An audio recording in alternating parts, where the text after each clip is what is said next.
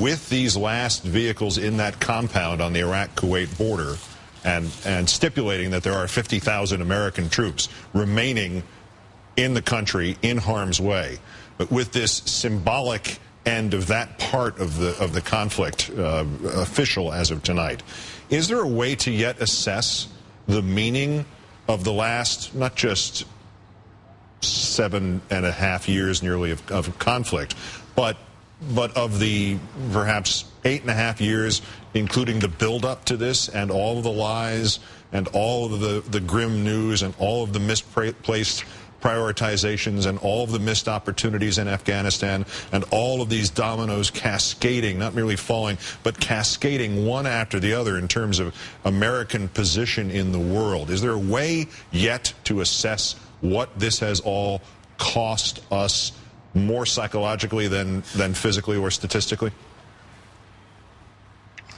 I can tell you what it feels like from here, Keith, and I would not have thought that I would feel this way before I got here, but it is how I feel. And what I feel most acutely is the chasm between what humans are asked to do, what humans are put through, and the politics that puts them here.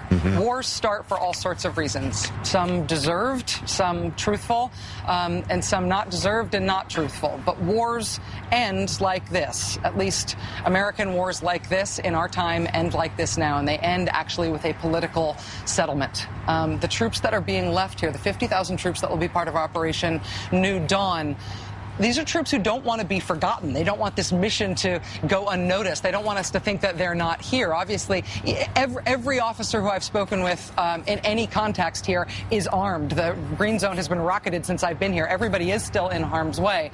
But to see the combat mission become a training mission, to see it end like this in politics, it's a big picture reset in terms of the way we think about how people go to war and what the cost is for them. I mean, 4,415 American fatalities in this war, tens of thousands of Americans wounded. The number of marriages that have been lost, the number of kids who have grown up without their parents being there to raise them the way those parents wanted to be, the number of kids whose early lives have grown up without knowing their parent, the human cost of the people that has been borne by the people who have been here, the chasm between that and the grounds on which we made political decisions about here, some of which looking back on them feel so cheap and awful when you see the human toll that they've caused even just among Americans. That's what I feel the most acutely being here. And so, yes, this combat mission is ending, and yes, it ends through politics.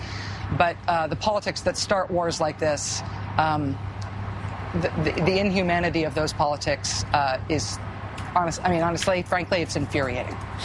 Do you think, and I wanted you to retell a story that you told earlier to this particular hour, since it's your regular time period here on the network.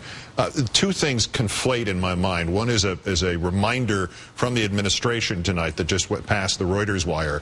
A U.S. administration official says U.S. combat mission in Iraq not yet over, will continue to August 31st, and that's technically true. There will be a ceremony, and on September 1st it becomes, as you mentioned, Operation New Dawn. But conflate that with the story that you told earlier about one of the original choices for where you were going to be seated tonight as you spoke to this audience, and why you are not there and you are in fact where you are. I think there's a lot of well, we're glad this is over, but as emphasized by these 2 points, it's not over till it's over. That's right. Americans are in harm's way here, as are Iraqis. I mean, even the public affairs officers who I've been working with here, and they've been very kind, are always armed.